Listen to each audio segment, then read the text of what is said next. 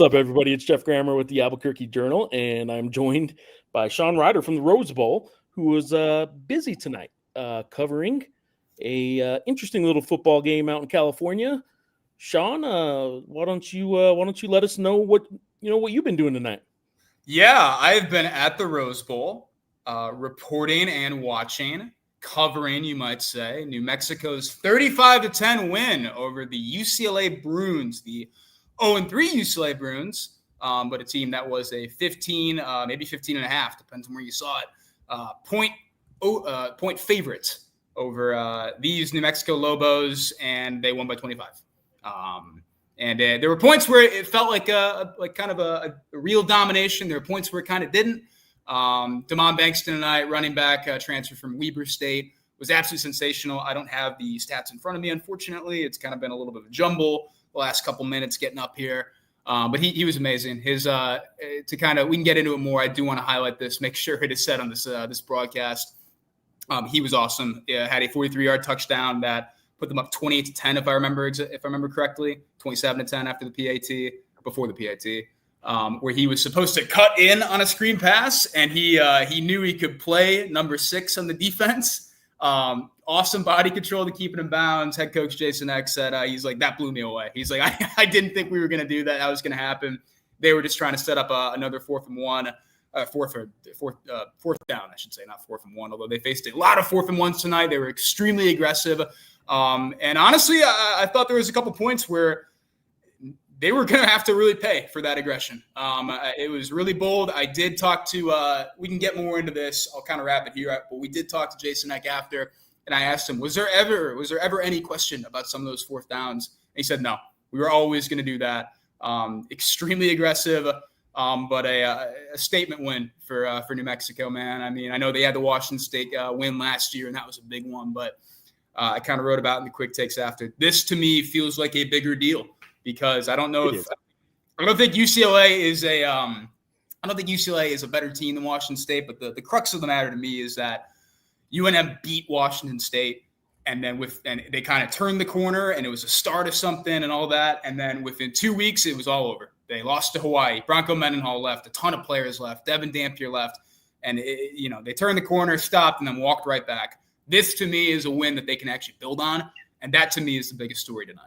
So it's bigger than the Washington State win for a few other reasons that I'll chime in on. Sorry for everybody at home. My bad. But 1.2 million reasons it's better than the Washington State win. It is the first, if Lobo football history on X is correct, and maybe Frank can confirm this, this is the first money game win ever for the Lobos. While they have beat a power conference team before when they beat Arizona in 2008, that was actually a home-and-home series that UNM football had, and it was a 2-year sweep that the Lobos had. They beat Arizona both years. This is the first true money game win that Lobo football has ever had, and on their end, of course, where they are receiving the check. UCLA is a train wreck right now, and guess who doesn't care? A program that has basically had to fire several coaches over the past decade, 3 of them, and lost another that didn't even get to a bowl game and yet was kind of being treated as like the savior who then just left and went to Utah State. And then in comes this FCS guy named Jason Eck. Lobo fans love him right now. Some Lobo fans loved him from the day he was hired. Some Lobo fans are like, the Lobos are never going to be any good. Now we're hiring some guy named Jason Eck. Bronco Mendenhall left. We can't have good things. And then basketball comes, Patino leaves, and then Donovan Dent transfers. All the bad that went on. And then quietly, here's what UNM has done. The Learfield Point championship for all non-Power 5 teams, they won it last year by a lot. They were in the top 50. They beat a whole lot of Power 4 teams. They not only get Jason Eck, but Jason Eck goes and has his team ready to perform at Michigan. They beat Idaho State, and we're complaining about style points in the Lobo football game. They go to UCLA and just beat the brakes off the Bruins, frankly, and twice had drives end inside the 5-yard line, and it didn't cost them. They still won by 25 points. This program needs football to get right in such a bad way, and this win is so big for that. Somebody asked us on our show Tuesday, Sean, would the Michigan win have been bigger? Would the Michigan win have been bigger had they got it? Yeah, it would. In my opinion, absolutely. Yeah. And we both agreed, and I still do agree that would have been bigger. But man, right now, the reality is the Lobo football team is going to win some games this year. I went into the season thinking they were going to be good, and I thought they were going to win more than the 3.5 games Vegas said they were going to win. I still very much believe that. But I did not think they were going to get to a bowl game. I'm fine with 3 games in having people think they should get to a bowl game now. I think this team is good enough. Injuries, we don't know about yet. Right now, I say with 2 wins under their belt and 4 to go, this team should expect of itself a bowl game, to compete for a bowl game. Will it get there? I don't know. And that doesn't mean it's a disappointment if they don't get there. But man, 3 games in, I'm telling you, I've recalibrated my expectations, and they should expect to compete for a bowl game, which is a hell of a thing to say about Lobo football after this past several years.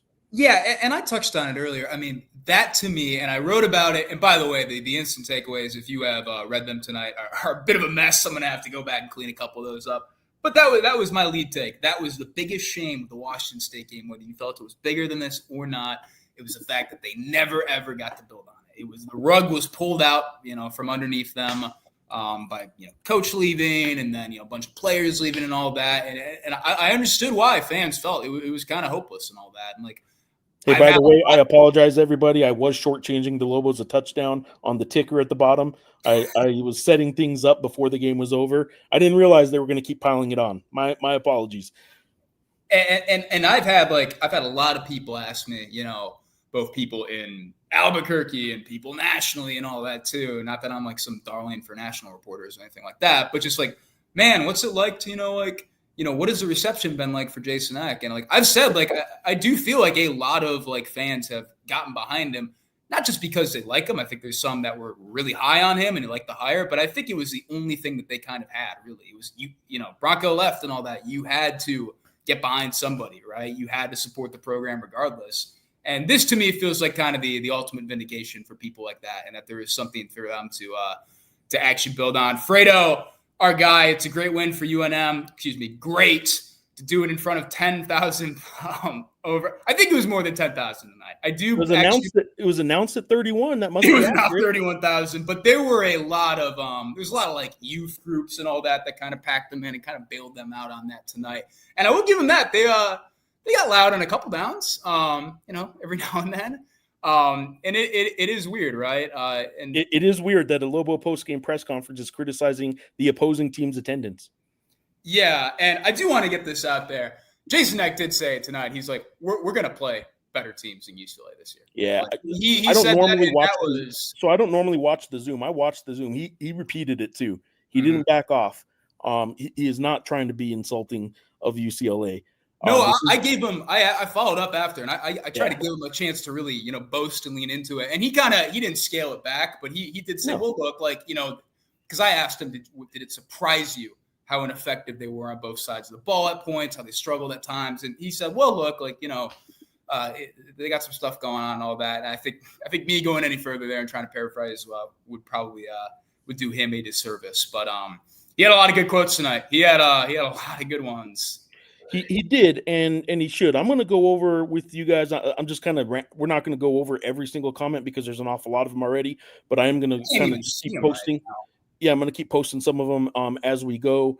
I do want to go over a couple things. Adam, what's up, man? Good to see you. Sorry. The big in-game talking point on social media, by myself included, my critical voice was that of those 2 4th downs in the second quarter and the third quarter, I would have I was fine with the first one because UCLA was going to either get the ball. UCLA played the end of that first half, by the way, that second quarter horribly.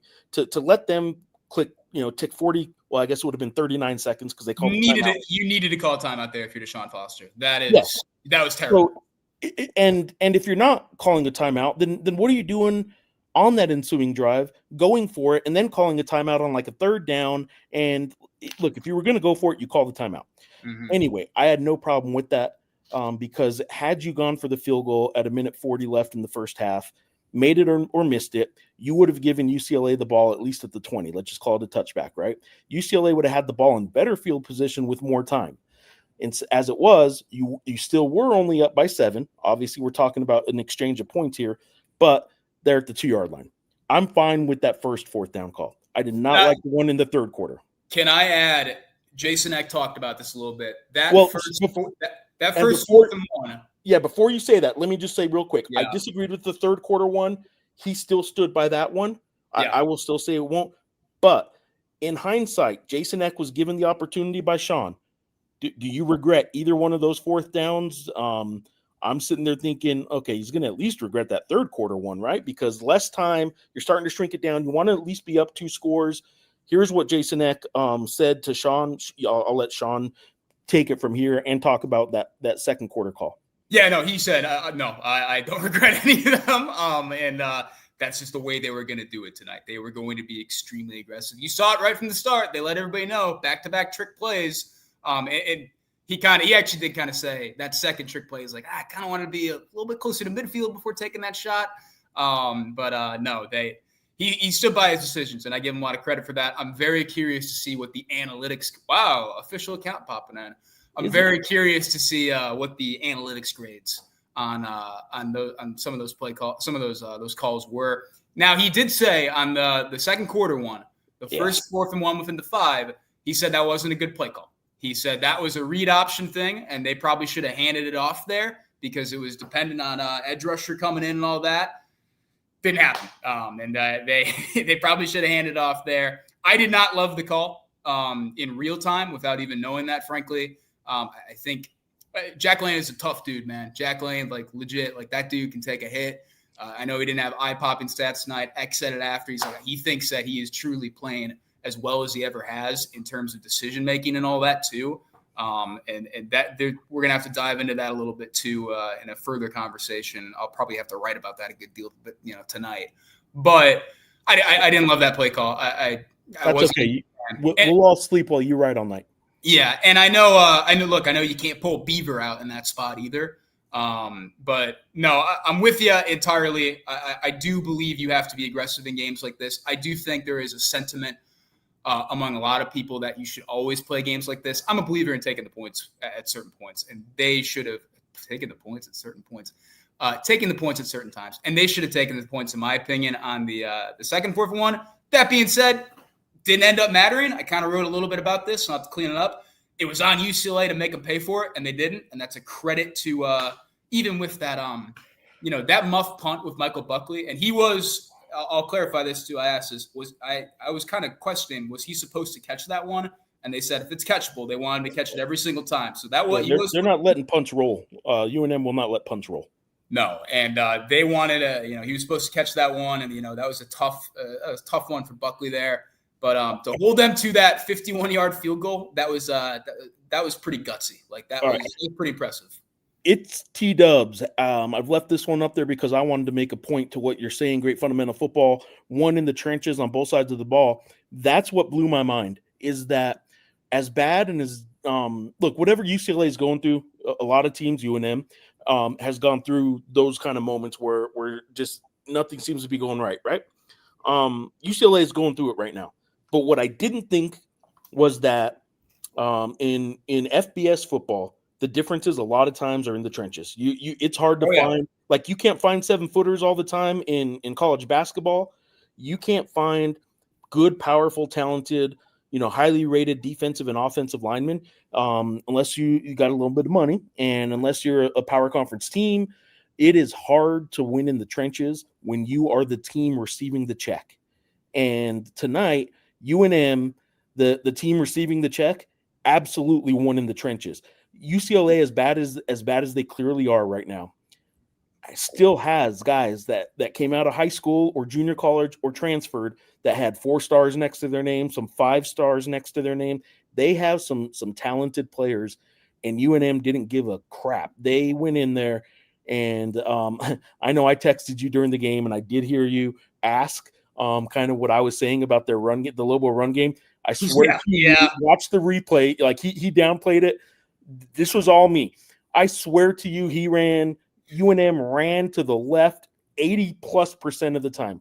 And Yeah. I thought they were setting something up. It doesn't matter what they did because it worked. They ran tonight. The UNM Lobos did, just so you know, everybody, and I'll pull up the stats on the screen here in just 1 second. Total yards, 450 for UNM, and of that, 298 were rushing yards. I would never have guessed that a Lobo football team would rush for 300 yards against a Big Ten team, and I don't care how bad that Big Ten team is right now. The UNM Lobo football team just rushed for 300 yards on the road against a Big Ten team.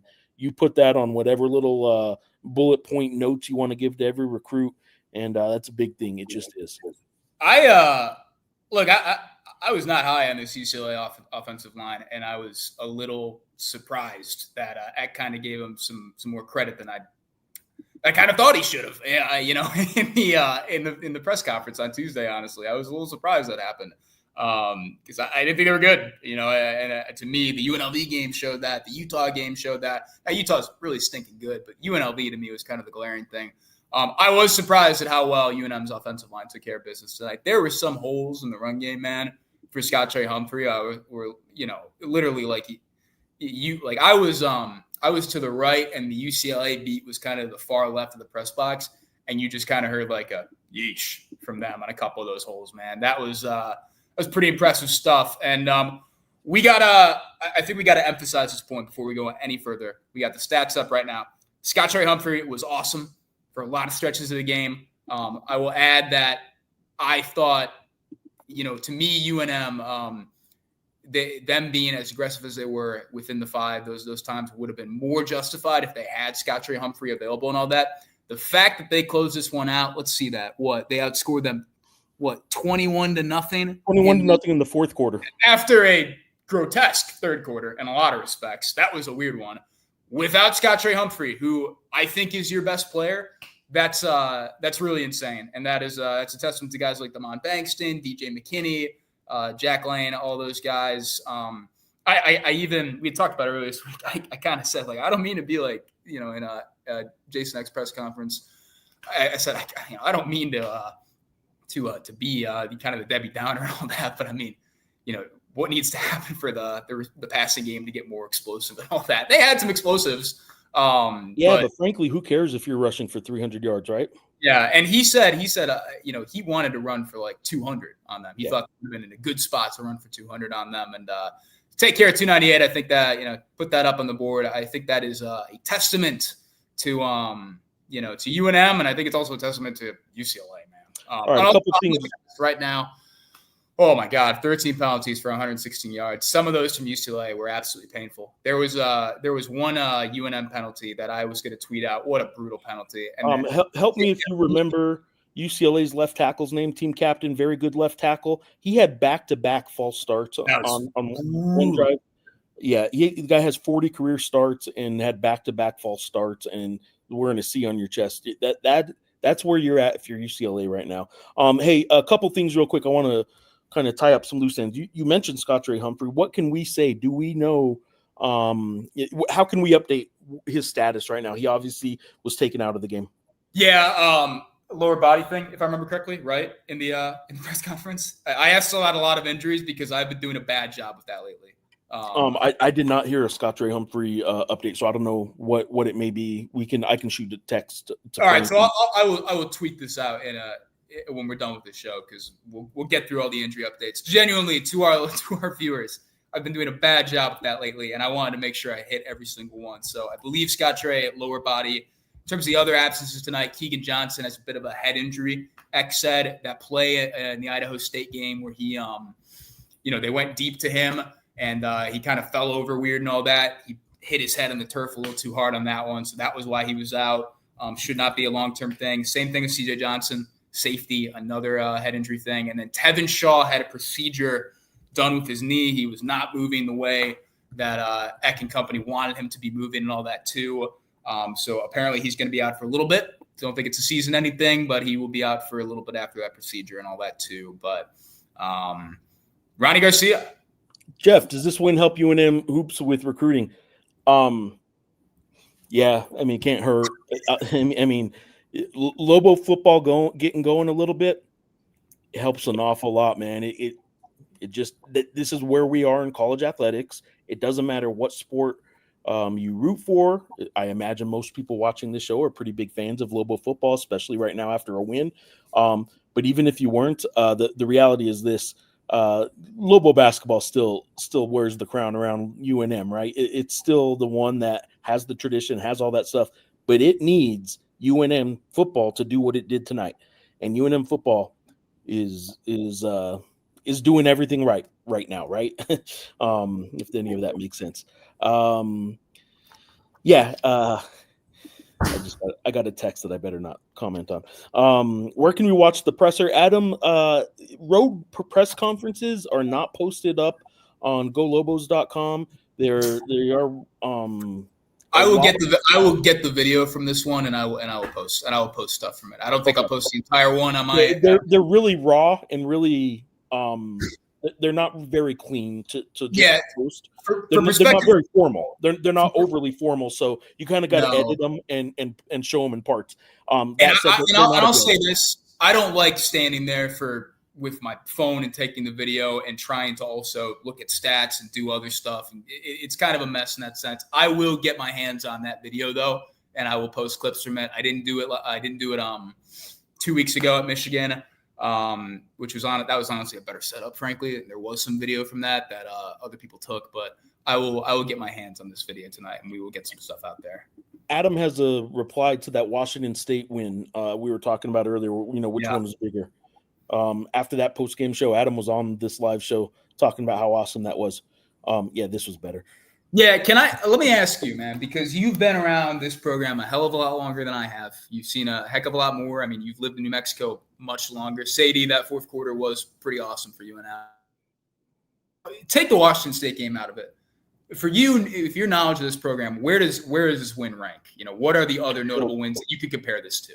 Okay, because there's a lot of different replies and all that. Yeah, so without the benefit of knowing what this team's going to do the rest of the season, we can only act in the present, right? If they happen to not make a bowl game this year, I would say this win doesn't mean nearly as much, other than it was. That's a good point. Yeah, but without that knowledge, this is one of the biggest wins in program history because of the era and the time stamp that it comes in. This is a program in a university and an athletic department that is still, whether we want to pick that scab or not, is still reeling from the fact that it was not invited to join the Pac-12, a conference coincidentally that UCLA left, right? Just 2 years ago. The reason we can say it in a lot of different ways. The reason UNM was not picked to join the Pac-12 was because its football program was not helping its athletic department nearly enough, and to the point where it would be a detriment to other schools. Yeah. So this win not only got attention and gets the ball rolling a little bit, and we can all be, Debbie Downers about what this may mean at the end of the season with Jason Eck and in the future, blah, blah, blah. This program needed a win like this and the fashion like this, and collecting a check doesn't hurt, all that kind of stuff, probably more than it ever needed a win, other than just saying we beat a big team, right? They've won bowl games, not a ton of them. They've had big wins. They beat Boise State on the road. The same night Holly Holm beat Ronda Rousey.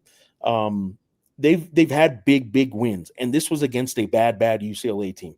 But in a lot of ways, because of the timestamp, because of this college athletics era, this might be right up there as let's just throw a safe number out there and say a top 5, I would say, win ever, because of what it could become. Ask me again in five weeks, or maybe ask me again in 6 months. And my answer may be different, but we don't have that knowledge right now. So based on right now, I would say the need to get Lobo football right and the need for this win to help that makes this maybe a top 5 win all time.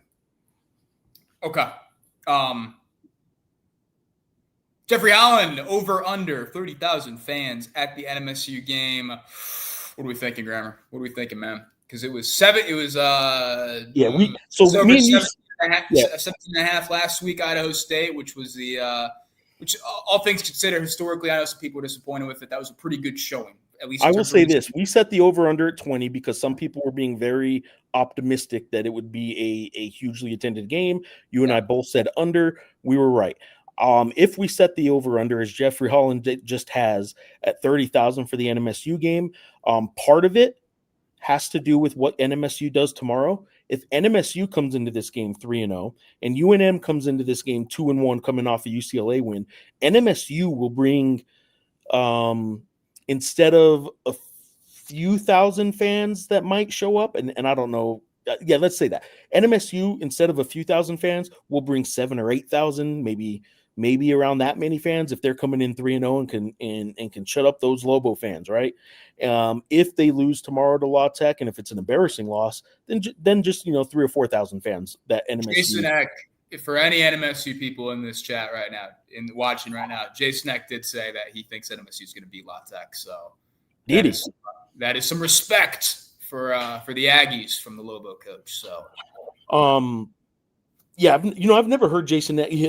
I guess we'll get to revisit this over the next 2 weeks. Danny Gonzalez was very clear about, when it's rivalry time, I don't like that team down there. I'm for New Mexico every other point of the year, but I do not like that team down in Las Cruces this time of year when we're playing each other.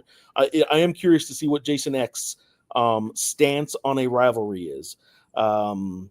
So we'll see, right? We're about to find out. Tavian said some cool things about the tone and chemistry and just culture around this team. Tavian Combs, I'm speaking of. Yeah, Tavian, who has played. Yeah, he's played 13 or 14 years, I think, in college football now. I think he's in his 40s. The guy's played. Here's the thing. He's a 6-year senior because he's had all these injuries, different red shirts, medical red shirts, all that, and he's had all this stuff.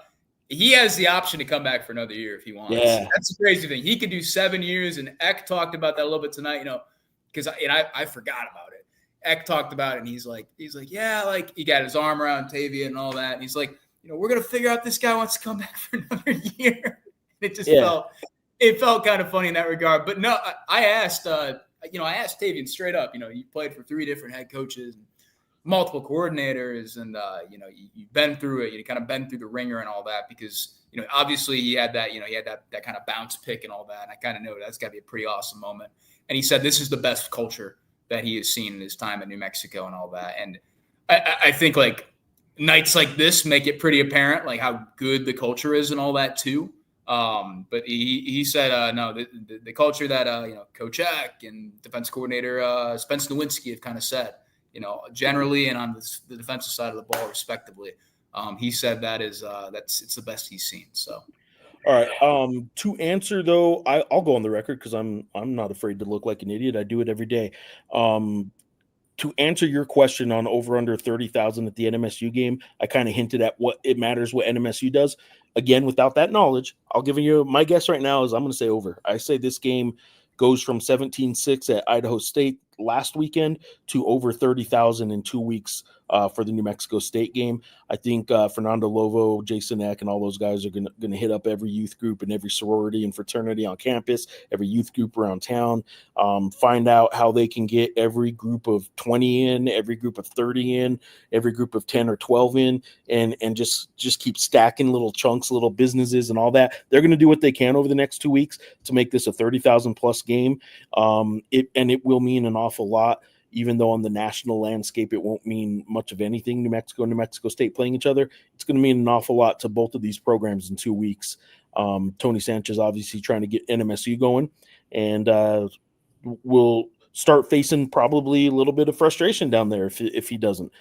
Jason Eck has the ball rolling a lot quicker than a lot of people probably gave him credit for, and he doesn't want that to end with an NMSU loss. So I think this game's going to be interesting in 2 weeks with New Mexico State. My guess is going to be over 30,000. Sean, I don't know if you want to think about it a little more or not, but do you have a guess on the over under 30,000?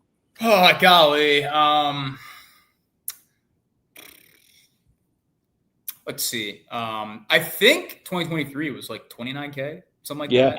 Like 27, 29K. Because of this, no, I will say you're going to go over. And that was I won't go much over. I won't go much over either. But no, I think a win like this and the fact that NMSU's off to a pretty good start as well too. Should power getting over there. So, all right, Royce, calm down a little bit. Royce, I respect it. This is the thing, right? Now it's Now these are the most expectations. I have genuine expectations, organic expectations shown by what they've done in the field. This is not me talking trash on Danny Gonzalez, right? Danny Gonzalez obviously went out and made the famous bowl guarantee and all that too in 2023 and all that. He guaranteed they were going to make a bowl after losing New Mexico State and all that.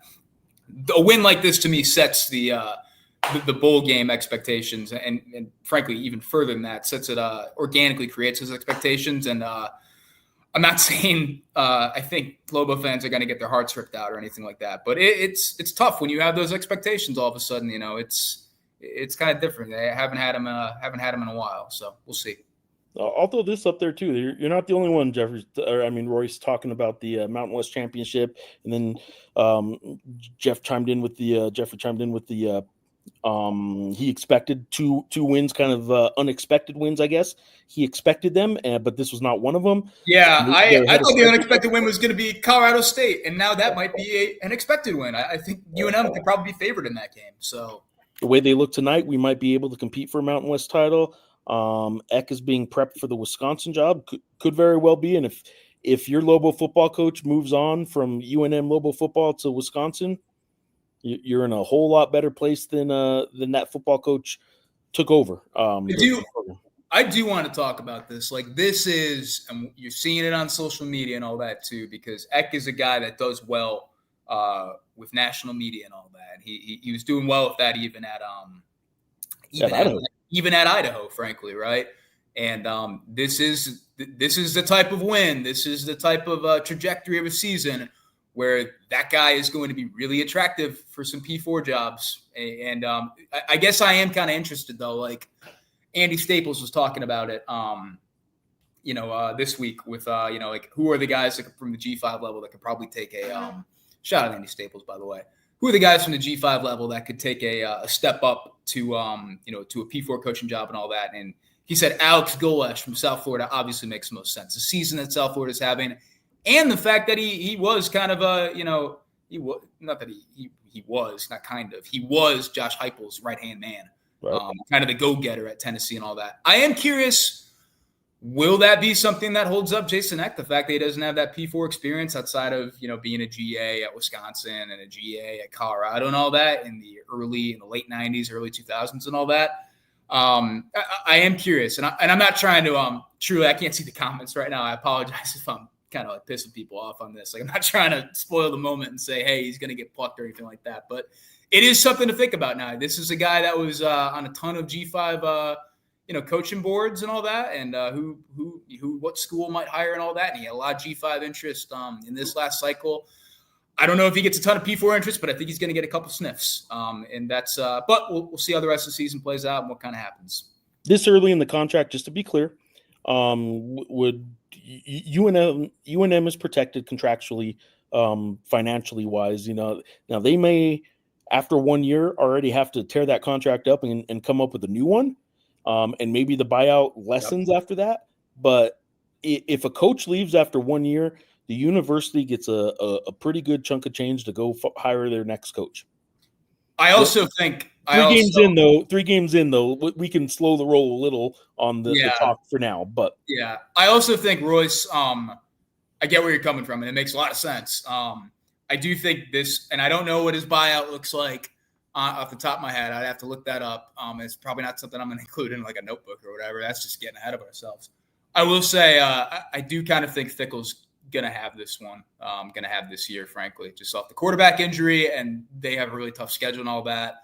At some point, they got to start really winning some games. But the sense I get is that he's going to get another year after this one. So we'll see what happens. All right. I think there's no one on the schedule that can be chalked up as an automatic loss. This team will make you fight for every win. I don't disagree with that. So far, so good. Let's see where they stand after. I say after some injuries. Like, they've already had some injuries. They didn't have their best receiver coming into the game today. They lost Brawley. They've already had some injuries and they're still playing fine. But let's see when they start having some injuries, how much depth becomes a factor for this team. But yeah, I think you're right in terms of how they're gonna scheme up and coach up some stuff against an awful lot of teams. What we haven't done a whole lot yet is, and Sean doesn't have the stats in front of him, so I can go over some of these, but we actually haven't talked about some individual play a whole lot yet. We did some earlier. Let's do some of this. I'm going to start with something you and I talked a lot about after the Idaho State game. It was the offense vanilla, right? Was the offense a little too conservative? We talked a little Jack Lane in that as well. Tonight, Jack Lane passing 12 for 16, 152 yards and 2 touchdowns. Rating wise, and I don't like the rating stat in college football necessarily, but 196.1.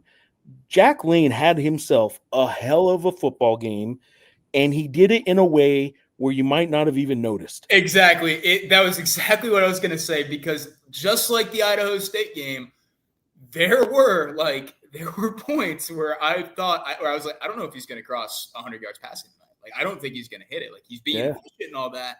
And even you just round out the stats there, kind of surprised me, right? No, and he made one bad decision probably on that 4th and 1. Okay, I found the critical thing to criticize him about. I don't know that he made a whole lot of other mistakes in this game. And if your quarterback's making any fewer than like 4 or 5 mistakes, you hope those 4 or 5 mistakes don't go for interceptions in a game. But a quarterback's going to make 4 or 5 mistakes a game. I don't know what the number is. You hope he doesn't make any, but I promise you, even at the NFL level, every quarterback's making some mistakes every game. I'll tell you what, man, I as far as I saw with just my untrained eye, I remember one mistake, and it was one that Eck mentioned.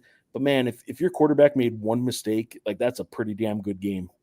Yeah, no, and again, I can't stress this enough. Like, he had a pretty damn good game without really kind of blowing you away by any stretch of the imagination. And frankly, look, that might be the formula for them this year, honestly. I don't know. They have a hell of a running back room.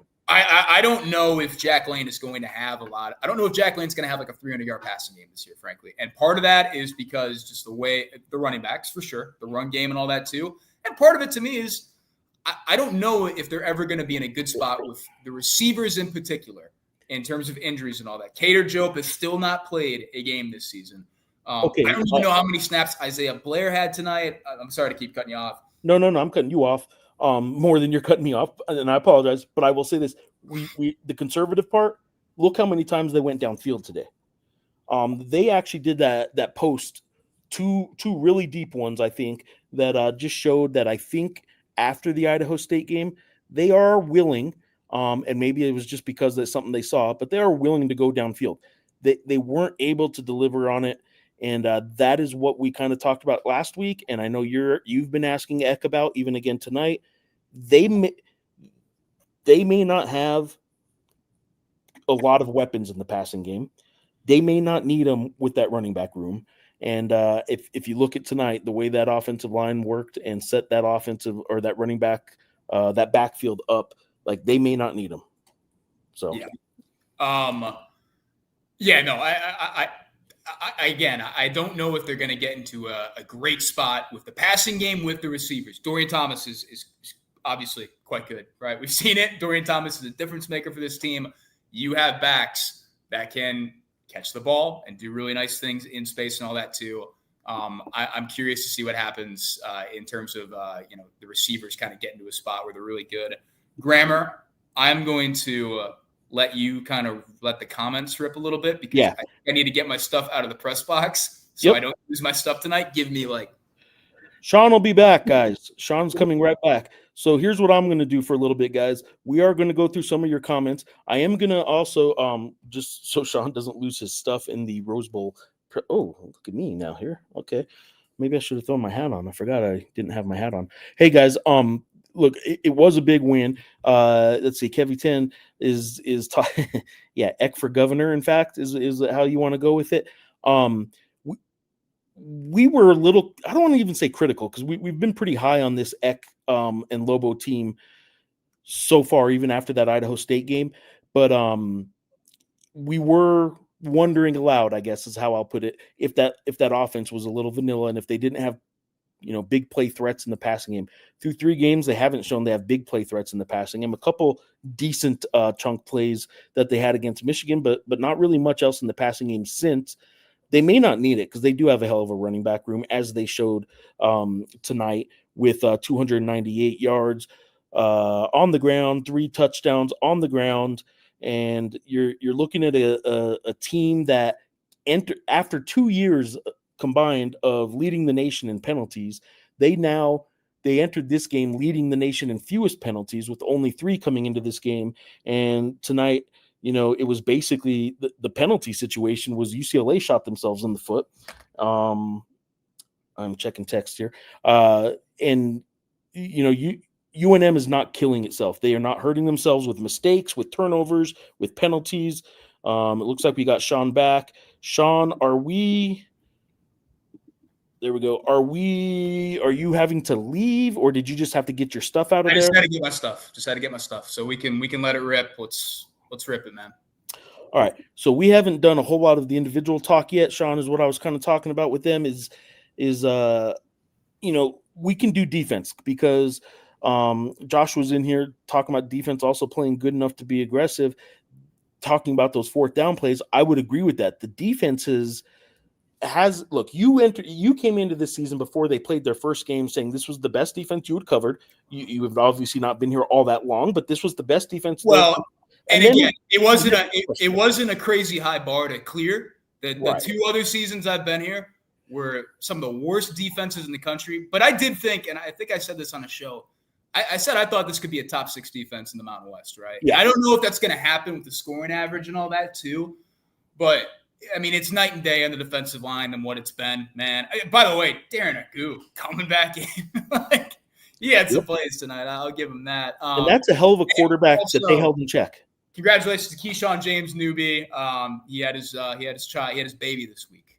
So congrats to him. As Jason X said, he is 1-0 as a father. We'll see if that record keeps going. But no, I did think this was the best defense. I thought it was, in terms of personnel, in terms of scheme, that made sense. In terms of, even how fast guys were playing during camp and all that too. I did ask Tavian Combs tonight as well. I mean, like I said, watching this game, I felt that even compared to Idaho State and, of course, compared to Michigan and all that, and I didn't think they played all that slow in those games. I felt this was the fastest and most reactive the defense had played to this point, really from the get-go too. And he said, yeah, no, we felt that. We felt that we were in this spot. So a lot of credit to the defense too, because, look, UCLA had a couple opportunities to make them pay for being over-aggressive and kind of work their way back into the game. And I think part of it was UNM's defense stepping up to the occasion. And I also think it was part of UCLA kind of crapping down its leg a little bit as well too. Well, so that's back and forth, but UCLA and where they stand speaks to what the comment on the screen now says. Stephen is saying that ESPN isn't even showing the score on the bottom line for the Lobos, or the game highlights, avoiding showing the Lobos. This was a huge win for UNM, but UNM isn't on ESPN's radar right now, and UCLA is not on ESPN's radar right now. That doesn't change that this was. I think they're going to be on ESPN's radar, but not quite in it. That's a good point. This game actually may be on the radar. Yeah. I think Pete Hamels made a couple calls tonight. Jeffrey Holland did say 49-10 if we didn't have the turnovers. You're not. I mean, well, I don't know if you're right or wrong, but you're not wrong that the turnovers could have, should have, probably hurt the Lobos a little more. But frankly, the Lobos didn't get hurt by their turnovers, really. I mean, they end 2 drives inside the 5 that they didn't come up with points. They had the horrible muff punt that UCLA just couldn't capitalize, and credit goes to UNM's defense for not letting UCLA capitalize, really, right? I mean, I don't know. You're not wrong about the turnovers. It should have hurt UNM more, and it didn't. It should have, and yeah, and that's a credit to the defense, man. I mean, I really thought that Buckley muff punt was going to be kind of I was starting to adjust the takes at that moment, like, oh no, like this is where you kind of, hey, how close were they and stuff like that. And defense did some really good stuff. ITZ_T-Dubs. Yeah, I'm just catching up with some of the past comments now, and this is going through some of those 4th down calls, Sean. Yeah, this is we agree. I think you and I agree with T-Dubs. Second call probably should have taken the points, right? But it worked out. Yeah, that bias guy. UNM looks to have a top-tier line. After the Michigan game, I was writing stories about how badly Jack Lane got battered, and and how what were the issues in pass protection, all that too. And it wasn't a huge issue tonight. They were great in the run game and all that too. So credit to those guys. I'm excited to go back and watch and kind of look at snap counts and see. I don't think, in your eyes, did they rotate a ton? I got a lot of stuff in my head. I don't think they did. I think they stuck pretty clearly with Robnet, who also Robnet. I was on the field after the game, and I heard just a pretty loud, like, "How about them bows, Sean?" And I turned around, and it's him. By the way, special teams coach Dan Prado hit me with a bear hug I was not expecting. There you go. I kind of out of like, whoa, okay. But no, I don't think they rotated a whole lot. Can I point Lawrence and all that too? Like, I don't think they did. Can I point out that the UNM Lobo football team has never, ever lost a game since Kimberly Eck appeared on the Talking Grammar podcast. They are now 2-0. Carry on. We got to go Lobos. John Benavides, Professor Benavides, was in a little bit, and I did post this a little bit earlier, but I'm bringing it back. What do you think? Mountain West Offensive Player of the Week possibility for Bankston? Obviously, we don't know what happens tomorrow, but yeah, we'll see what the heck happens tomorrow. If 154 on the road in a win, it doesn't get you in that conversation. I don't know what does. I thought Bankston was awesome tonight, and it was pretty funny. Press conference after, we were talking with him. I'll try and get this clip uploaded too. I just texted about getting the video on that. I asked him, I was like, where does this rate for you, like, as a player? And he's like, oh, probably like top 5, top 3. And I was like, top 5, top 3. And he's like, look, man, top 5. Eck was like cracking up on the side. He's like, what are you doing? He was just being safe, man. You were putting him on the spot, and he didn't want to like forget some big game. And he just said top 3. Like, number 1 can still be top 3. I do respect that. Like, you win at the Rose Bowl and all that too, but like, man, you're playing in the Big Sky where there's some deep rivalries there. You're playing in high school and all that. You probably got some big rivalry games there, some huge wins there. I respect the guy, like, this is what I'm with his guns and all that. Like, yeah, winning at the Rose Bowl, like, whatever. He said Bankston is a chill guy, though. Like, he is a very chill back in that running. He said top 3, and you're like, top 3? He's like, all right, top 2? But even that was like, okay, what was the other one? He's like, all right, this is the best one. That was pretty funny, man. That was cracking me up. And it was cracking Jason Eck up, too. So, Richie Flores is talking about the coaching difference between the two teams. Makes me appreciate what Eck's done. And there's no question. I don't know what Deshaun Foster's got going on over there. It's not good, man. And I feel for UCLA fans, and I think from the outside looking in, a guy that doesn't cover the program and all that too. And I know they've had some issues with media access and all that too. Stuff that would certainly annoy me.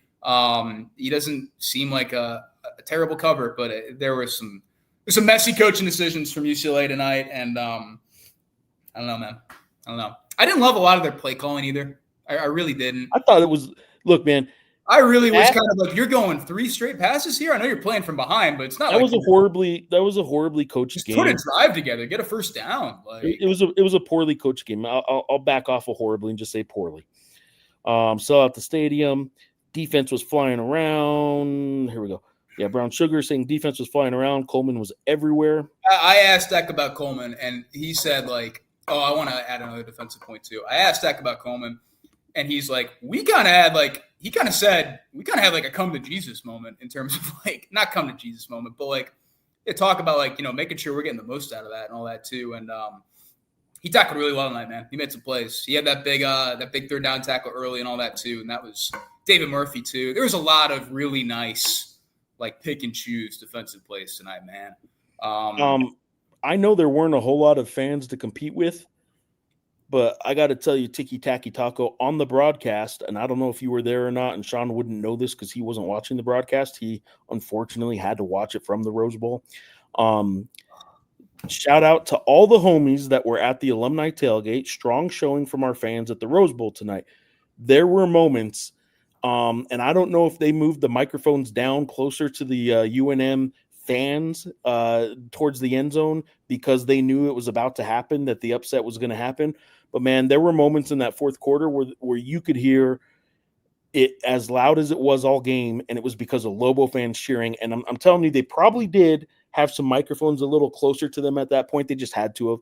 But it sounded on the broadcast in that fourth quarter like a well-represented UNM fan base. Yeah, no, I think they did a heck of a job representing. By the way, I do want to say the Rose Bowl was very cool in and of itself. The Rose Bowl is instantly a top 3 stadium in my eyes. Not just because it's the Rose Bowl. You were doing Bankston. They sell Mexican hot dogs right outside of it, and I had to wait to get my credential. And I may or may not have scarfed down 2 Mexican hot dogs. So that was awesome. Big fan of that. The O-line's moving people around. The D-line's doing great. This is amazing. So here's the thing. Good goes a long way, man. Really freaking long way. Well, here's the thing on the defensive line. I don't know how many sacks they have this year and where they rank in sacks, but they do seem to be getting. Well, tonight they seem to be getting pressure on Nico, and but also in a way that they were containing him. Like he wasn't able to break that edge. You know, he wasn't able to get outside a whole lot. They didn't really. And there was one with I think Keyshawn where I was blown away that Nico got out of it. I think it was third or fourth quarter. I was like, holy, that's a 5-star guy gets out of that one. That was really impressive too. So Juan. got a little wire reference going out. Put that word out.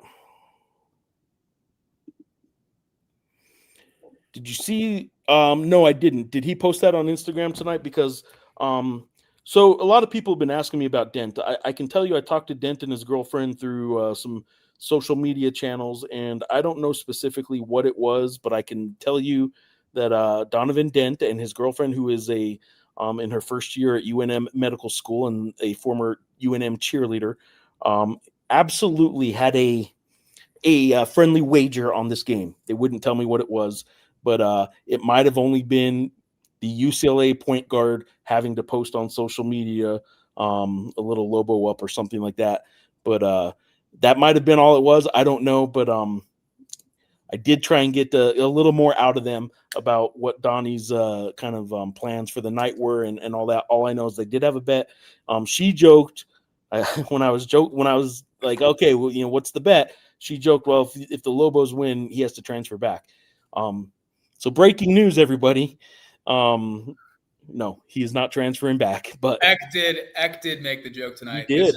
This is revenge for Donovan Dent for them taking it. So. While Sean was working, I was being a smartass on Twitter, posting comments like that when Eck made it.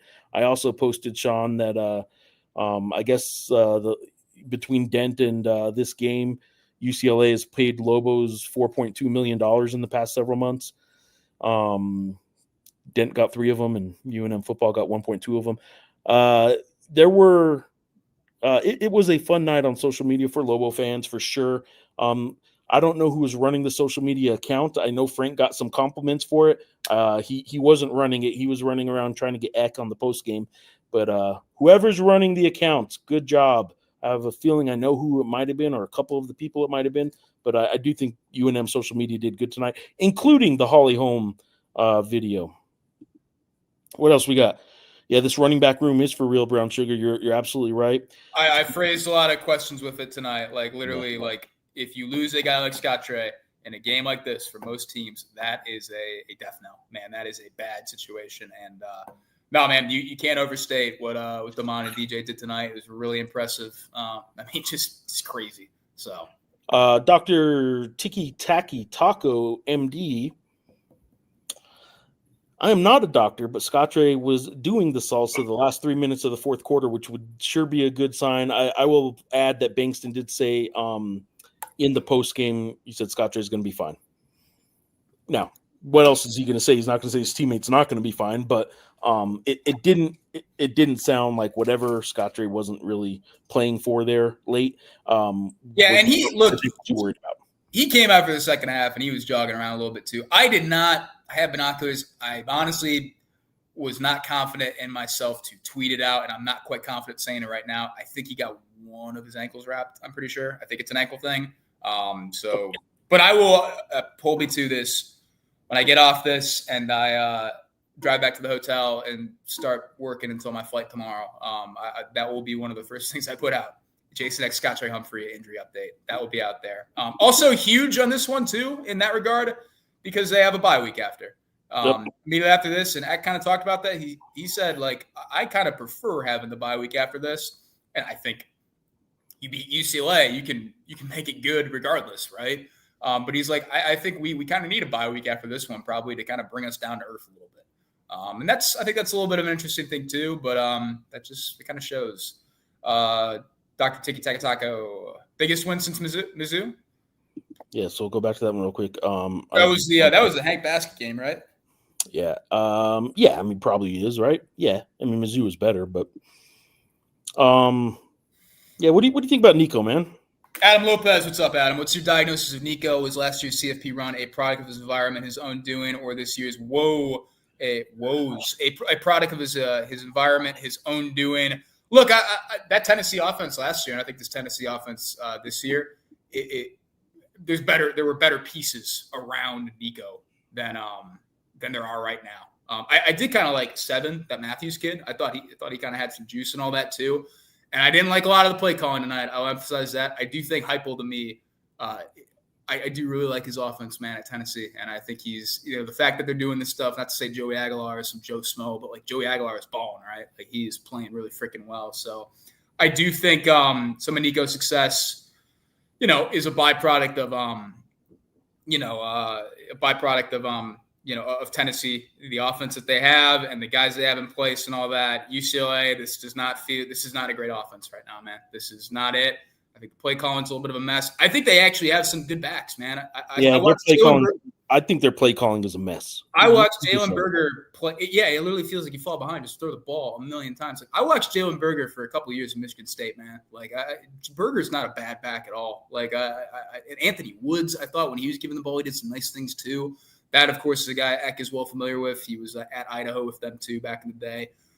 So I don't know, man. I think right now it's a mix of, for Nico, it's a mix of doesn't have the talent around him, doesn't have great play calling, and I don't think he's I got to look at his stats, honestly. Let me look at what he did tonight. How about you? Can you? Yeah, while you're doing that real quick, I'm going to do a couple comments here. Do you need me to pull the stats up for you again? No, I got it. So Nico, 22 of 34, 217 yards, 1 touchdown, 1 interception. The interception was, I don't want to say fluky. Now, the Drew Speech, he wishes he had that one back. Yep. That was surefire right there, and he just didn't catch that one. That probably Jalen Dupree truther. I don't know if he's watching right now, but I think he was right with that. That would have been a TD. So I feel bad for Nico in some ways, because at the end of the day, like, he is like a kid, these things happen. So I don't know. I feel a little bad. I've had this post up for a little while. I just want to give a comment because we were talking about the biggest win. 2 people now have mentioned the Missouri win. Yeah, I don't remember the context around the program as well in that win. And the reason I'm saying this is right up there is because of the context around college athletics and UNM athletics right now. But yeah, of course, the Missouri road win was huge. Also, I've not enjoyed watching a defensive unit like this since the Rocky Long era. It's been painful. I mean, it has been, and I don't have a read on the baby years, frankly, but it has been painful the last couple of years, man. It has been bafflingly bad. We all remember the Hawaii game in particular, man.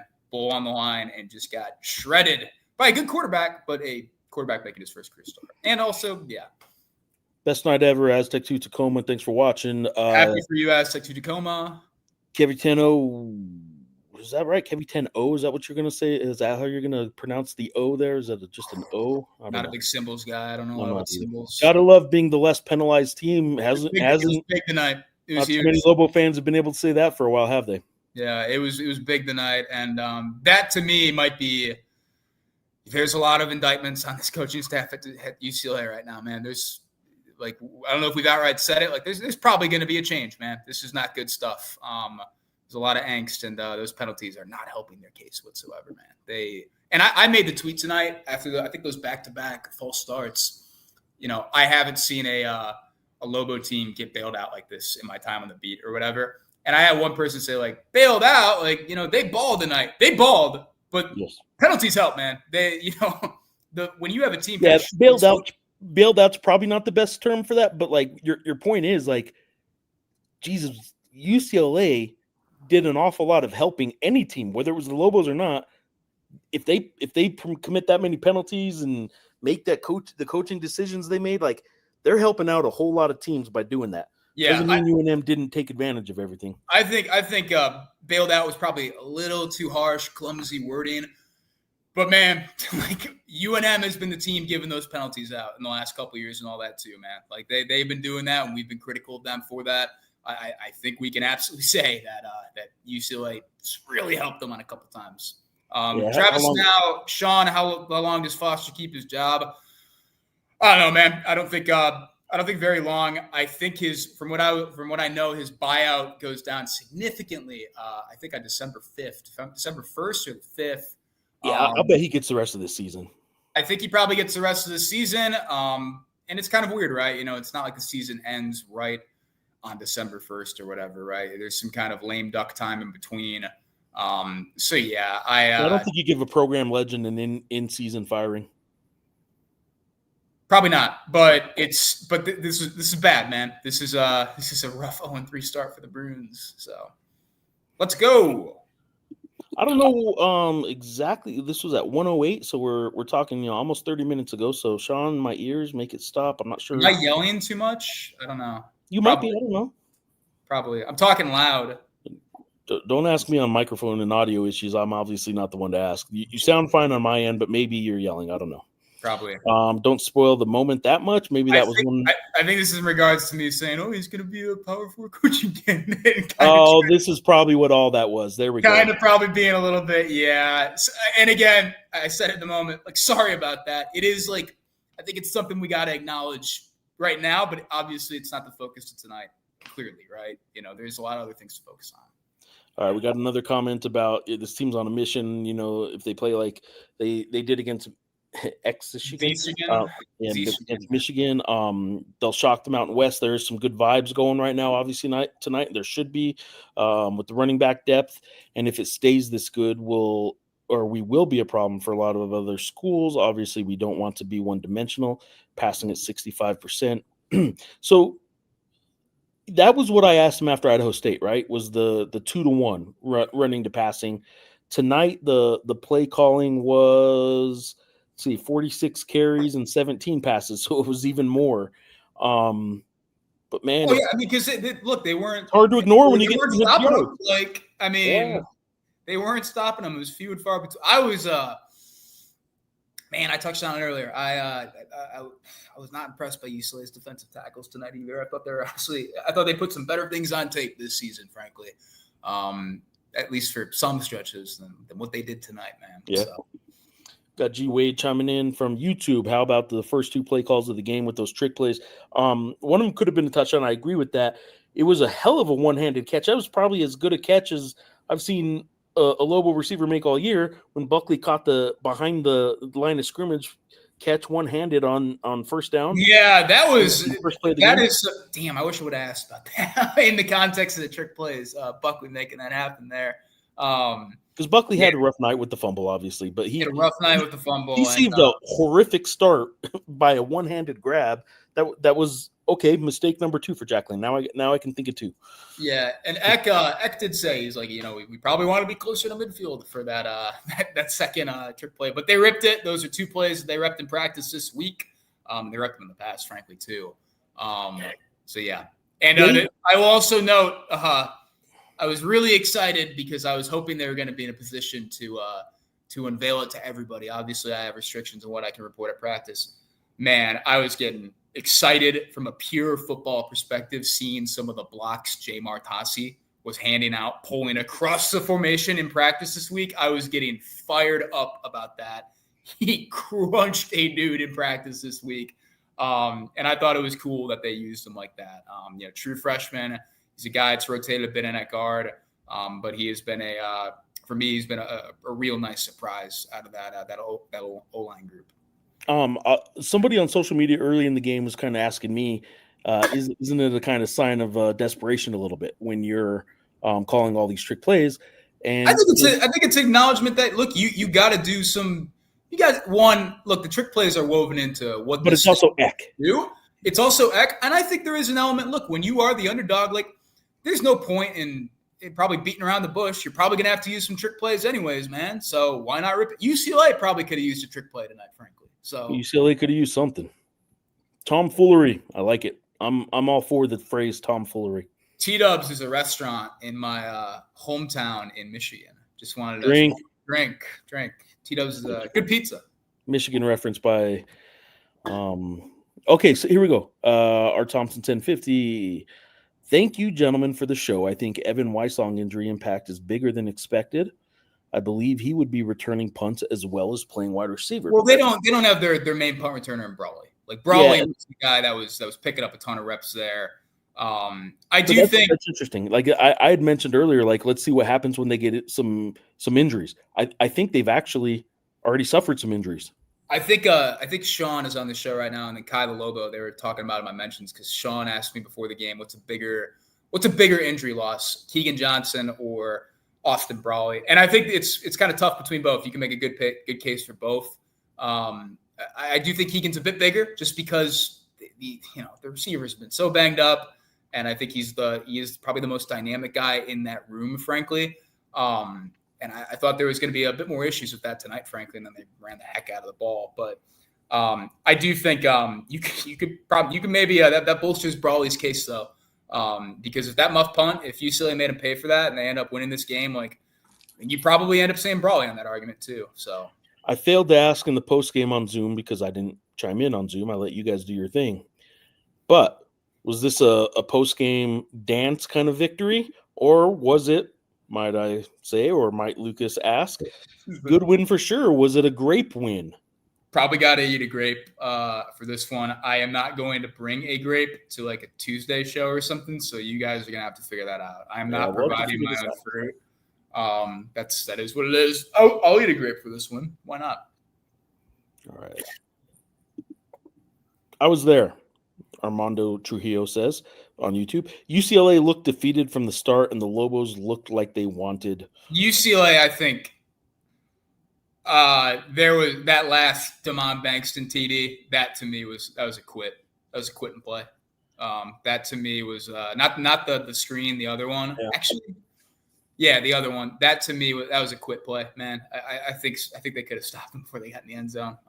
So we got another. I was there. Kevin was there. Yeah, the people that were there. I mean, maybe you guys saw it differently. I thought the broadcast did a pretty good job of showing a UCLA team that just looked out of sorts from early on. Now, I'm not a bash the announcers kind of guy, but these were Big Ten announcers, and early on they talked about that touchdown, the fourth down touchdown pass, and was it fourth down that Lane threw that touchdown pass in the back of the end zone? To Simon Mappa? Yeah. Yeah, I think it was. I think it was fourth down, yes, because it was I made the joke, they're not going to call Beaver here, and it was fourth down. So that touchdown, the announcer, the analyst, I should have their names. I apologize. But the analyst on the Big Ten network said, they called that a touchdown. It was questioned. He's like, that's not a touchdown. Not only did the replay officials say it was a touchdown, and the on-field referees or officials called it a touchdown, but then they had the rules analyst come on and say, no, that's a touchdown. He had control. He had 3 steps. Like every part about that's a catch and a touchdown. So anyway, there were a couple references, and you retweeted it. They opened the broadcast with UCLA fans are showing up in droves. There was 2 or 3 droves. Yeah, I mean, as somebody pointed again, I should have this up too to give them proper credit. But as somebody replied to my tweet, Droves is the name of a nightclub near the stadium. So UCLA fans were showing up in droves, 2 droves maybe. Am I gonna bang out the notebook at droves? Am I gonna finish that up there? UNM did bring their field goal kicker to LA, right? Yes, he even he was kicking PATs tonight. So. It's a fair question though, because when you're leaving the points on the board, sometimes it's because you don't have a kicker. But yeah, that was not X reasoning tonight, and he kind of said that in the post game. He said, "I'm going for it on 4th and 2." And I know Drizwicki has had some ups and downs. Like Eck has been clear multiple times that we have faith in Drizwicki. Like we like what Drizwicki gives us. So. All right, Costa del Verde Entertainment is saying this is really reminiscent of the feeling in Vegas a couple years ago when we beat San Diego State to get into the dance. Crowd was loud and would not leave, referring to the Mountain West tournament for basketball 2 years ago when Jalen House and the team won 4 games in 4 days, first Mountain West team to do that. That was a hell of a feeling Just seeing a fan base that like he says wouldn't leave. Sean, you had to get to the presser. You may not have seen it. Did you notice an awful lot of kind of lingering and No, Lobo there was lingering because they were all taking they went on the field and took photos.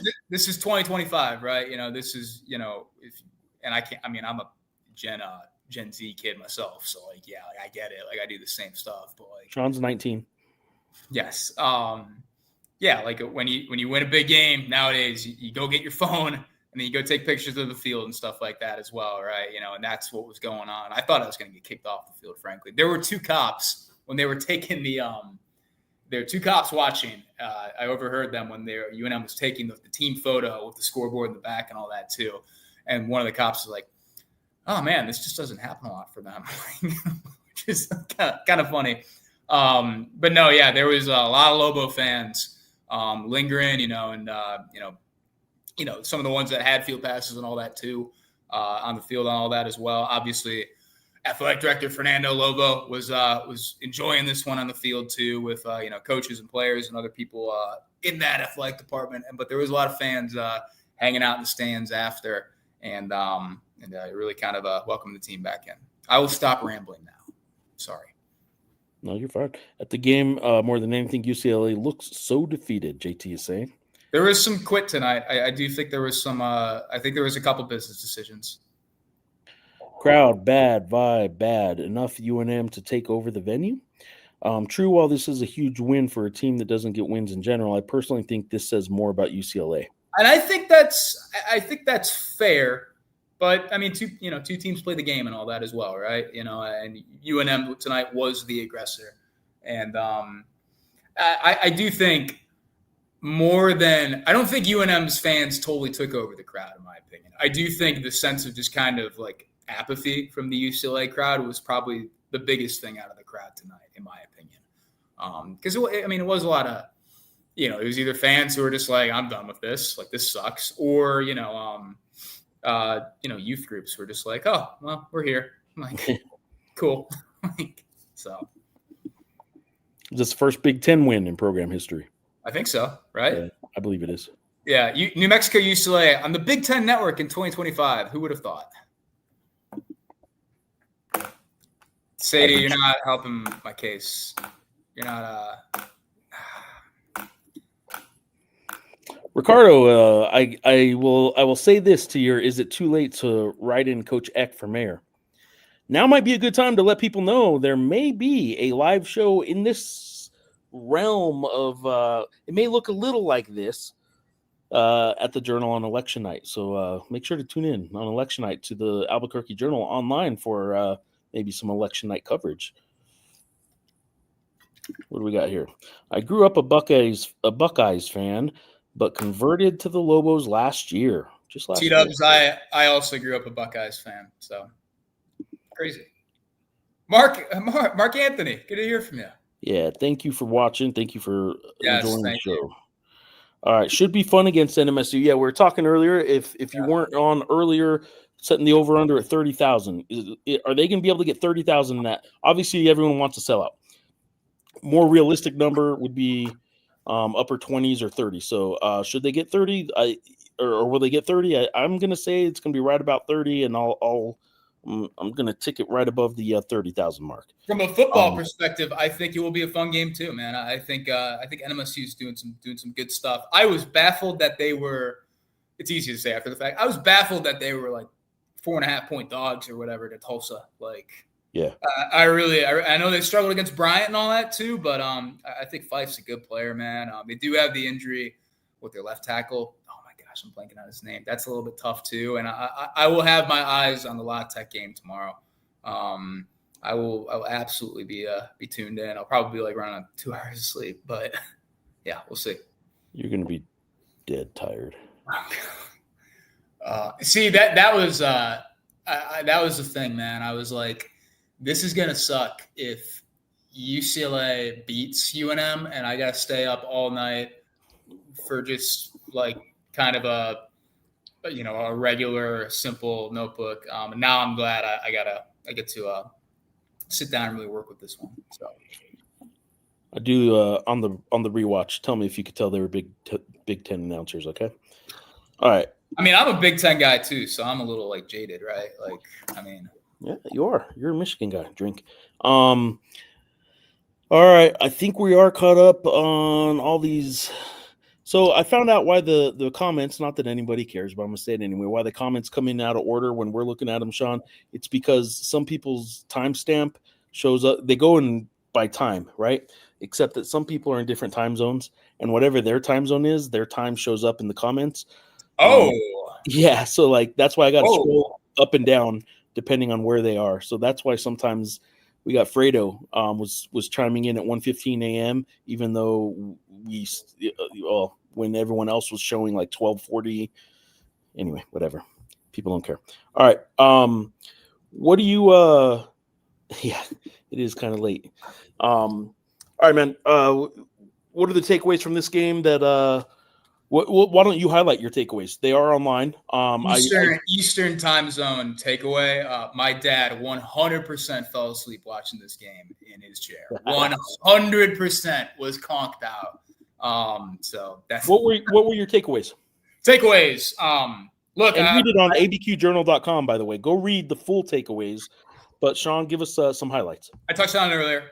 Look, I think this is a really significant win, a more significant win than the Washington State game, because it is something to build on. I can't emphasize it enough. Last year at the Washington State game, what happened after almost nullified the effect of that game. And like, everybody will have the memory, if you were there, of kind of storming the field and, you know, the kind of gleeful awkwardness that it kind of provided, because it's just something that fans hadn't done at New Mexico in a long time.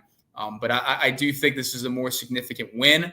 I thought that, you know, I've been pounding the drum for it. I think I think this defense is good, man.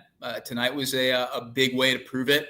And I think they're going to be, you know, I do think – I kind of talked about it earlier in the week, right? You play a Friday game, you get more exposure because there's not as much college football. And everybody who plays college football and works in college football is staying in a hotel room on Friday night. And what are they doing? They're watching football. And he said, I know some Mountain West coaches are going to be watching, you know, this game. And I do think some Mountain West coaches are going to be like, yeah, that's – they're better than they've been recently defensively. And that's, I think that is a big takeaway too. The running back depth absolutely proves itself tonight. Again, Scott Trey going down is probably I'm overusing the term, like a death knell for a lot of teams. And it wasn't. If anything, they actually kind of thrived to a certain respect about them. And yeah, UNM was really aggressive, man. They showed that they will do what, you know, they will be the aggressor, and they will take it to another team. Even if it's a team like UCLA that's more talented, has a better roster, and spends more money on its roster, and has a bigger recruiting budget and all that too. But I mean, UCLA did not make them pay for it. In general takeaway, look, this is going to be a long season for UCLA, man. This is going to be a long one for the Bruins, and Bruins fans as well. I had a guy who does a UCLA show who I went on his show this week, and he texted me after, and he said, "That was awful. Do you want to come back on the show this week, like, and recap?" And I will be on that. So a lot of takeaways, a lot of stuff to sort through. And the one last takeaway, I hate to be the Debbie Downer on this. Like, this is a type of Josh Dubow, who covered based out of the Bay Area, covered the Raiders and all that for a long time, for the most lopsided win by a Mountain West team versus a Big Ten team since Utah beat Indiana 40-13. Wow, that's a good stat, Josh. Holy cow. Dang, dude. So New Mexico beating UCLA by 25 tonight, 35-10 for those scoring at home. Most lopsided win by a Mountain West team since that really, really good run that Utah had when they were still in the Mountain West. Utah beat Indiana 40-13 in 2002. So there you go. How about that tweet? How about that Associated Press tweet? One last takeaway. Shout out Josh for that. That's a great stat pool. I'm gonna have to put that in the notebook. I hate to be the Debbie Downer. This is the type of win, though, that gets people right. Why are you doing this? I'm just doing it. I think we got to say it tonight. I think we have to. I think it's. I already got people on Twitter telling me, like, what are you going to do to bash the team now, Geoff? I'm like, I don't even cover the team. Anyway. I do think. You're taking over. I think you have to recognize that this is the type of thing that gets that people in football, people in college athletics recognize, look at, and say, wow, we could use some of that in our Power 4 program and stuff like that. So I do think I think Eck is going to be a guy that's talked about nationally as a coaching candidate for certain things and all that too, because it's going to be an interesting coaching carousel. I'm not saying that Eck gets hired. I'm not saying he leaves, but I think we have to address that a bit. You are such a hater. You are such a hater. You're the OG Lobo hater, dude. You are the OG. I see everybody calling you out on Twitter. Come on now. You have the track record. That 2-minute drill, did he? Yeah, that it's true. The announcers were so upset that the UCLA staff about the decisions timeout. So here's the funny thing. That was a horrible 2-minute drill. Here's the thing, right? We had talked about this on previous shows too, and it's something I asked Eck about this week. I was like, you guys have not closed halves all too well, right? Particularly first halves. Like, you haven't closed halves well. Is that something you're going to work on? He said, look, it's a short week. We're probably going to have to cut something from practice. And I think we're cutting 2-minute drill to work on third down, because the problem hasn't been that, quite that he's like 2-minute drill has to be better. But the problem has been that at the end of halves, we've given up big third and longs and the other team scores a touchdown.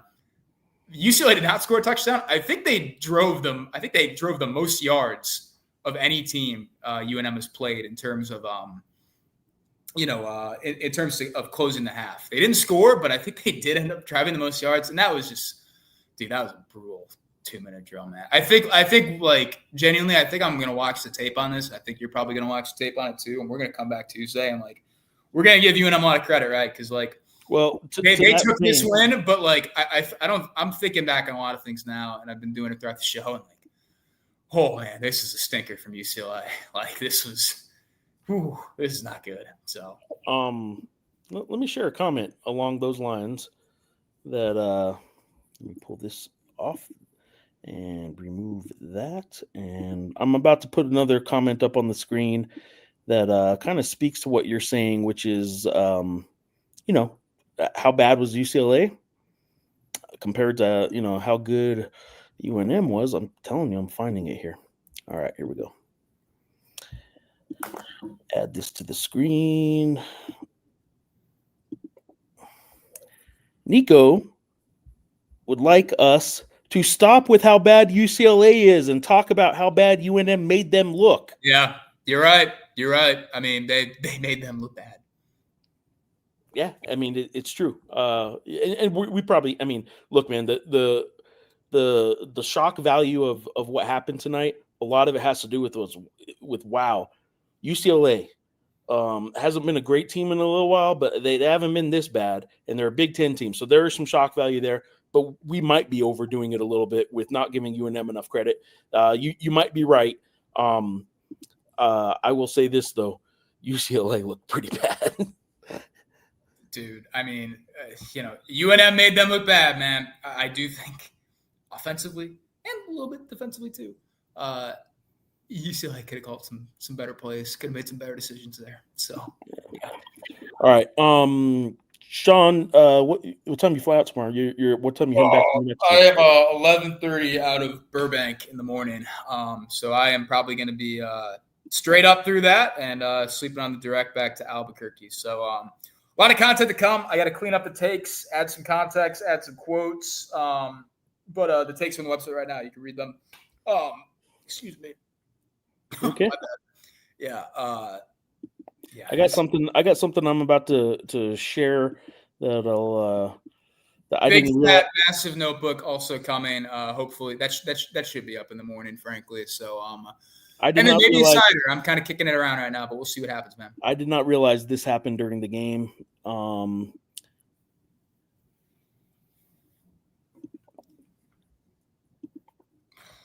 right, you ready? Here comes everybody. What's up? There it is. Donnie Dimes, UCLA point guard, Donovan Dent throwing up the bows. I can't believe Jeff Grammer, Aggie graduate, just threw up the bows. Yeah, that's worse that I did that than Donnie doing that. But there you go, everybody. Donnie was at the game tonight with a lot of UNM fans, very well aware, and his girlfriend there with him. And She is still a UNM student. She is still Lobo proud through and through. And I guarantee you, Donovan was just here a couple weeks ago. Donovan is going to be as long as those two are together, he's going to be coming back to Albuquerque quite a bit. It's hard. His decision to go to UCLA had a lot more to do with why he went to UCLA than why he breaking news about leaving. Grammar. Boyfriend will travel to see girlfriend every now and then. Breaking news. Unbelievable. That's leading off the newscast. You're only as bad as you're coached. They are not coached well, UCLA, and I think UNM is coached quite well in a lot of respects. Yeah, and they showed that tonight, and player testimony and the on-field product have attested to that. So, all right, Sean, we'll let you get going. Everybody, thank you for coming on. Obviously, a huge win for UNM. Not nearly as huge if they don't have a good season the rest of the way, right? So yeah, I think that's completely fair. But I think for tonight, how about this? How about this for the Geoff and Sean bonus? To celebrate this win, I will finally resubscribe to the Albuquerque Journal. Desert Lobo 72. I will do my absolute best to make it worth your while. I will do my absolute best to make sure my bosses see this tweet. Oh, this isn't a tweet. This is on YouTube, but I will make sure that they see it. Sean will actually work for your subscription. I will just make sure my bosses see what you posted. Yeah, but to everybody, tonight, thank you for tuning in. I know it's a late one, 2 a.m. in Albuquerque. Holy cow! I know it's a late one, and we genuinely thank you for producing our show for us and helping us break this one down. Sorry if I was a bit of a Debbie Downer at certain points, but you want to go over it again? You want to go over it one more time? I don't need to go over it again. But genuinely, thank you to everybody. These post games are really fun, and this is certainly one of the more memorable ones we've done in quite some time. So it's pretty. Yeah, this is a massive win, right? You know, the Washington State game again. That almost was like a mirage after everything that happened, and this showed that hey, like you as UNM, you can go and still be a good program and beat Big Ten teams, even bad ones, even poorly coached ones. So, yeah. It's been a while since by game 3, I wasn't already making my snarky. Maybe this is why everyone thinks I'm, such a hater. But by game 3, I'm usually kind of making that snarky sort of, what the date of the first basketball game is. Tell you what, October 4th is the Lobo Howl. You guys should go take a look. But there's no mid-September shift basketball just yet. And that hasn't always happened in these parts, and it's a good thing for the program overall in UNM athletics. So huge thing for the athletic department too. And Fernando Lobo, man, big football guy. I know he's got to be pretty happy about this one. Yep, guys, I appreciate it. Sean, get to work. No more chit chatting. When you say it like that, I know, right? No, plenty of content to come. Yeah, excited to dive into this one, man. This is I'm not looking forward to being dead by like 7 a.m. But yeah, looking forward to diving into this one. ABQJournal.com. Sean's content's going to be there tomorrow. We'll be back on Tuesday. They will have a weekly press conference, even though they're on a bye week. Yeah. They will be doing a press conference on Tuesday, and we will be 1:30-ish on Tuesday, depending on when things wrap up and we get set up. And I guarantee you I will find an entirely new way to screw up some audio on that show. So join us, please. And, will there be a UNM somehow lost on its bye week joke at some point this bye I don't week? think so. I don't think so either. That's been a common thing in my time. So when's the last time they were post or above 500 going into they won't play January. September 27th. Is their next game. So that late in September, when was the last time they were still above 500? We're going to have to look up those kind of things, and those kind of little nuggets we'll have for you on Tuesday. All right, everybody. Thanks. Sean, get some sleep. Hopefully you can find your way out of that press box. And by get some sleep, I mean go do all the work you were just talking about. Yeah, thank you, everybody, once again. Good time tonight, Grammar. Thank you, as always. Signing off. Thanks.